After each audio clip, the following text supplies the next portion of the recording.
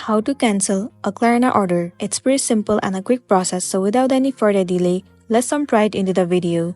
Start by heading over to any of the web browser and then move into the official site of Klarna. Enter a login credential and make sure you are logged into your account. Once you have been logged into a specific account, it will land you on this home page. Now at the top left corner, tons of different options will be visible to you. Simply head over to Orders.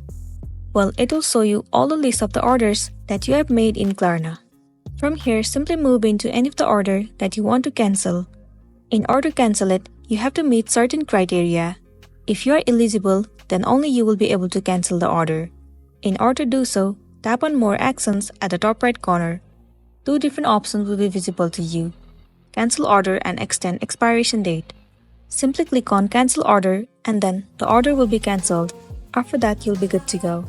So that's the wrap for this video. If this video helped you out, give it a like and check out our next tutorial. Thank you.